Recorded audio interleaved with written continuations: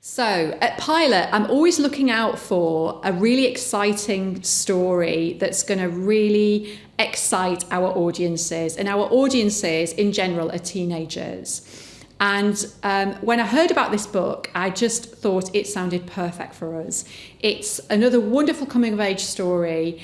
It's set in the most magical location, which is the northeast of England, which also happens to be where I grew up, so I know about its special magic and its special power. It's by David Almond, who is just one of the most incredible living authors, and certainly one of the most incredible living authors writing for young people.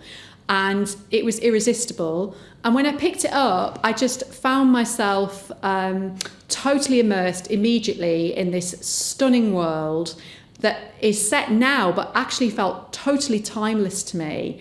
And it's about really that really pivotal year when you leave school effectively, if you've stayed to do A-levels. So that year of kind of being 17, just on the cusp of adulthood, where so much is coming at you and you might be thinking about leaving home for the first time. You're suddenly going to be legally an adult when you turn 18. We all go through that, and it's a really particular year, and it's about that time. So that was really potent. And it's the most amazing love story. And it's also about loss, and it's about a girl who dies tragically, and about how her best friend and wider group of friends come to terms with that loss. So it's a really universally relevant story, and it's perfect for pilots.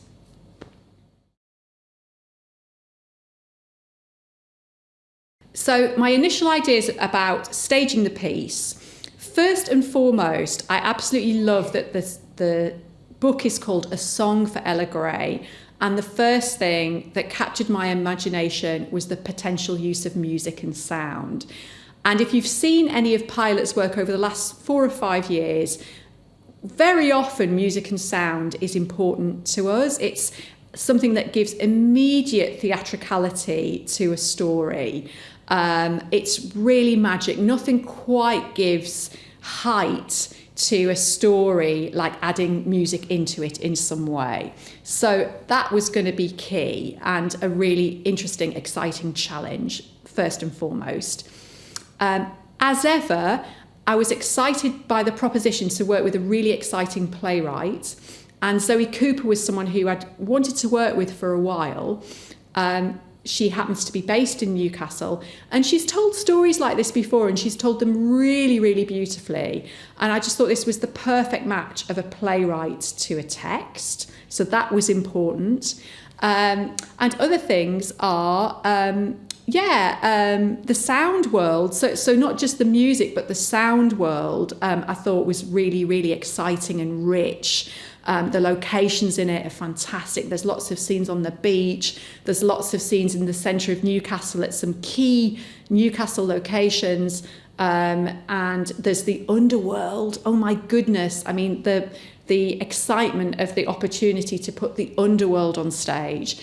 All of that just felt really rich and really full of opportunity for a mid-scale production. So the Orpheus myth is just one of the greatest stories, and it's about, for me, there's so many different ways to interpret the Orpheus myth, but what I think is really potent about it in relation to this story is, in a sense, it's about a character who does something that's basically impossible, or goes on a quest that's absolutely extraordinary. They go on a quest where they go into an underworld in order to reconnect with someone who's died, who they love, and they try to bring them back from the dead. And that's like such a kind of magical, extraordinary, impossible thing to do. And the way the myth works is, it's so well crafted because, of course, what's inevitable is that, and we kind of know this when we hear the story. That's why this story is so potent. Is we know that that's not possible. So what happens in the myth is there's a kind of pact made with death, which is that, of course, you can bring Eurydice back, but you have to not turn back. So if they say something to you or if they touch you, you must not turn and look at them. Otherwise, there's no way that they can make that step from the world of death into the world of living again. It seems like a really simple thing to do, right? You're like, oh yeah, of course, I'm not going to turn back. But of course, what's inevitable is that Orpheus is going to turn back. It just has to happen because, of course, we can't bring people back from the dead. It's a sad, devastating fact, but it is a fact. And so the myth's about that, really. And I think what that represents is how we all have to accept, really, our mortality. It's as simple as that. It's something that we all have to come to accept. And that is part of, in a sense, human existence, and certainly part of being an adult. So I think being situated in this story, what we're telling is a story, as I've said, about growing up, in a sense, about passing from the portal of childhood to adulthood, which is also an inevitable rite of passage, unless, of course, you tragically die. But it's inevitable that we're going to go from one place to the next. So in addition, Orpheus, to me, is almost like a liminal space between childhood and adulthood. And I think that's the kind of the togetherness of those two themes is very, very important in the story. But another thing I want to highlight is that in our adaptation, it's actually Eurydice who has a really driving role. And you might not kind of realise that at first, but I think what's really beautiful about the story is that it's Eurydice who actually leads her friends who are going to play Orpheus in the story. But she's the one who leads her friends to a place of acceptance that she's died.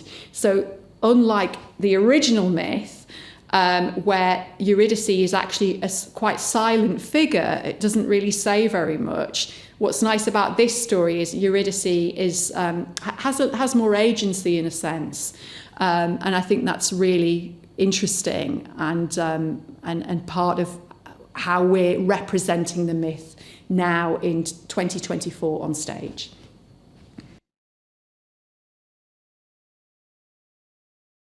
So the themes are, first of all, youth is a theme, and being young is a really important, significant theme. And going from childhood to adulthood, passing through that portal of being an early to mid-teenager into adulthood, and all the things that come along with that, all the kind of extra pressures that might come along with that for a young person. The play is full of that and full of reflections on that. And the young people, in a sense, react against some of the pressures that are coming at them, and that's why they go on this fantastic adventure. So that's a really important theme, first and foremost. Love and friendship are really important themes. The story is in a sense about a girl who's in love with her best friend, and must come to terms with their loss. But there's a huge friendship network too around the two girls, and it's about that theme of how we stand together in a sense in a moment of a crisis, which is when we might lose someone, for example. So the themes of love and friendship are very rich and very potent throughout the whole of the story. So another theme is, in a sense, the environment and nature. That's really potent in the whole of the story. And there's lots of absolutely beautiful descriptions of the northeast landscapes, which are, if you don't know them, utterly stunningly beautiful places, magical, almost mythical. And David Almond, I think, has written a real love letter to the landscapes of the northeast. And Zoe's taken that on really beautifully in the adaptation. And the environment more broadly, I mean, clearly we're in a moment of climate crisis. And, another theme is loss. And I think there is bubbling through the story, in a sense, a theme of eco-grief in that sense. One of the characters is a really obsessive bird watcher and really kind of interested in nature as well. So it's something that the kids are really thinking about, and they want, they're in nature, they go camping, and they spend a lot of time outdoors. And Orpheus is a figure that represents nature too, and you'll see in the production that connection really potently. And as I was saying, loss and grief are themes. I think we're still in an interesting moment historically. It's not that long since lockdowns and the pandemic, and it feels as though our country's going through a period of change, and a lot of us are processing loss in different ways, real loss of people from COVID and from its kind of repercussions. So I think especially for a younger age group as well, who might not have had the chance to really think about this and process this period of time, the fact the stories about loss is very rich in that way too.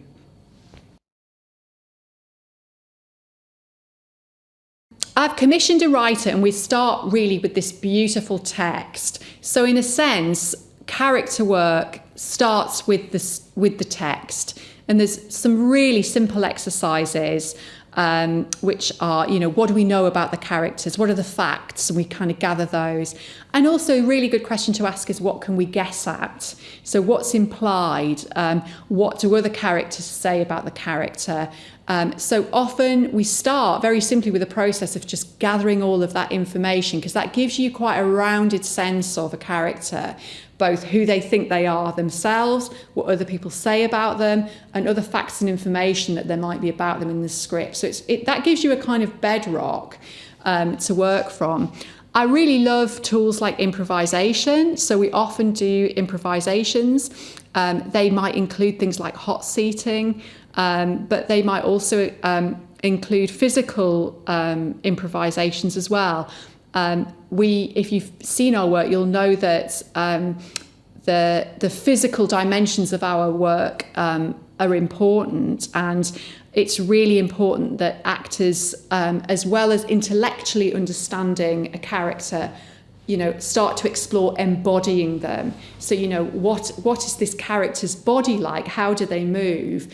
Literally, what might the kind of anatomy of the character feel like? Are they a very fast character or a slower character? There's all sorts of different fun things we explore on the floor through improvisation in the body as well. Once we've got the bedrock of understanding the nuts and bolts of the character from what we can gather from the text, we've already done some beautiful work in workshops. We all went up to Bamborough Beach. So there's also something about embodying a character actually in the landscapes, if you can do it. And this is a gift, this project, for being able to do that. So we've been to Bamborough Beach, and we've been in the sea, and we've been running up the dunes and thinking about how each of our characters responds to this mystical character of Orpheus. And we were really lucky to go to Bamborough Beach on a really gorgeous sunny day, where the light was extraordinary, the shadows were really long. We got those beautiful reflections that you get in the water on the beach. So in a sense, we did some improvisations actually in situ, which was really potent, and we shared some reflections together.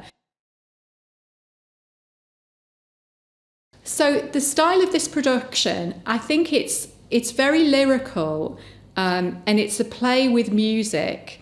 It has a kind of symbolic feeling to it, I think, where we really are leaning into the feeling of theatre as a ritual, as a great place where we can gather to hear a story.